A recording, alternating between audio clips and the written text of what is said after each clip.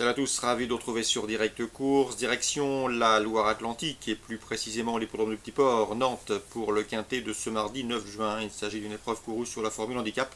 Voici tout de suite ma sélection pour cette compétition. J'ai placé en tête numéro 6 Ayakan, un cheval qui possède des références sur cet anneau. Il y compte en effet 2 victoires et une place en 4 tentatives.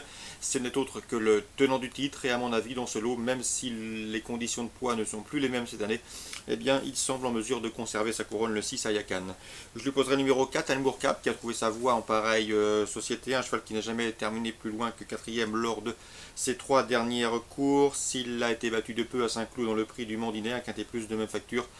C'était le mois dernier, une confirmation est ici attendue. Le numéro 1 Evason, qui devra certes rendre du poids à l'ensemble de ses rivaux du jour, mais qui est invaincu en une prestation sur cet anneau nantais. Le numéro 2 Simiste, qui est toujours à la recherche d'une première victoire dans les quintés plus. Cela dit, il y compte déjà 2 places en 6 prestations. Sachez également qu'il avait battu Ayakan à l'occasion d'une confrontation commune courant mai. La tenue ne lui fait pas défaut et dans ce lot c'est également un prétendant en première place. Ensuite le numéro 8 Internal Runner, un cheval qui ne manque pas de référence à ce niveau de compétition, il est somme toute assez régulier. Même s'il découvre l'hippodrome du Petit Port, il mérite un certain crédit. Le 10 Cap Corse, attention à lui, le cheval compte déjà 10 podiums dont 5 succès en seulement 19 courses courues, toujours présent à bon escient. Il devrait une nouvelle fois être dans le coup, même si je trouve que sa situation sur l'échelle du handicapeur n'a rien d'enviable. Il conserve son mot à dire pour un accessite. Le numéro 9, le Garf, un cheval qui a gagné plaisamment pour sa rentrée à Cholet. Il a été remonté logiquement au poids.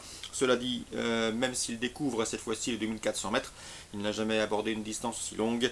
Il pourra s'appuyer sur son aptitude au tracé nantais. Il y compte en effet 2 victoires en 4 prestations sur cette piste. Donc attention à ce numéro 9, le Garf. Attention également au numéro 7, King Nelson, qui certes a gagné 3 courses sur plus court, certes a gagné en Italie, mais il reste sur 3 podiums encourageants.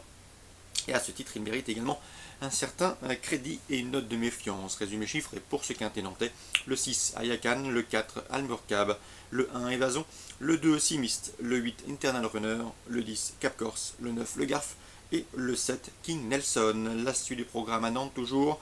Dans la première, le 101 Sound Monday, qui affiche 2 succès en autant de prestations publiques, devrait pouvoir répéter. Attention toutefois au 102 Maquisard, qui a certes été son dauphin à l'occasion d'une sortie commune, mais qui a depuis accusé des progrès. Il reste d'ailleurs sur un probant succès sur l'hippodrome d'Angers. 101-102.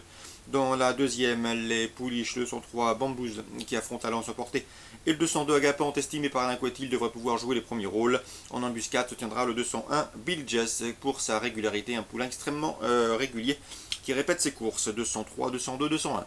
Dans la quatrième, j'aime beaucoup le 408 True Reflection, qui est à l'évidence proche de sa course. Elle peut l'obtenir ici. Le 602 Mivida me semble également en mesure de franchir le poteau en tête. Un cheval qui est régulier, qui est bien placé au poids dans ce handicap et qui a terminé deuxième sur ce tracé début avril. Ça fait pas mal d'atouts dans son jeu, le 602 Mivida. Dans la septième, attention, 704 Daniel Dafoe, je vous l'avais indiqué lors de sa deuxième place obtenue dernièrement sur le prône de Lyon d'Angers, un cheval qui progresse constamment sur les balais. C'est un bon sauteur, un cheval appliqué à mon avis dans ce lot. Il a sa place sur le podium, même s'il retrouvera sur sa route le 701 initial qui l'a devancé somme toute assez nettement sur l'hippodrome du Lyon d'Angers le mois dernier. Donc course ciblée à Nantes, la première 1 et 2, la deuxième 3, 2, 4, la quatrième le 8, la sixième le 2, la septième le 4 et le 1. Au Croisé-la-Roche en réunion 2 désormais. J'aime beaucoup le 203 Zoutia, une pouliche de 4 ans qui n'a pas été revue depuis le mois d'août. Cela dit, elle rencontre des adversaires à sa portée. Le lot est dans ses cordes. En outre, son unique sortie sur ce parcours a été couronnée de succès. Bref, elle semble en mesure de bien faire d'emblée, le 203 Zoutia. Attention également au 302 dans cette épreuve, c'est Morgan Licht. Un cheval qui a bien fini dernièrement à Saint-Malo, il a été battu de peu, mais sa fin de course en dit long sur son degré de forme actuel, c'était le 12 mai. Ici, pour ce 302 proche de sa course, c'est bien, le succès est envisageable, est envisagé. 302, Morgan Leach, attention également dans la quatrième, au 404, La Femme Fatale. Il s'agira également d'une course de rentrée, elle n'a pas été revue depuis le mois de novembre, cela dit, jugée. Notez qu'elle a été jugée digne de courir au niveau listed, ça doit suffire ici pour se mettre en évidence d'entrée de jeu. Donc au Croisé-la-Roche en réunion 2, le 203, le 302 et le 404. Petit mot également sur dans la réunion 3, réunion 3 X. Pour vous indiquer un coup de cœur, le 404 Biway, il affiche 4 podiums, dont un succès en autant de prestations sur les balais. Xavier Bétron, son entraîneur, lui a trouvé un engagement sur mesure.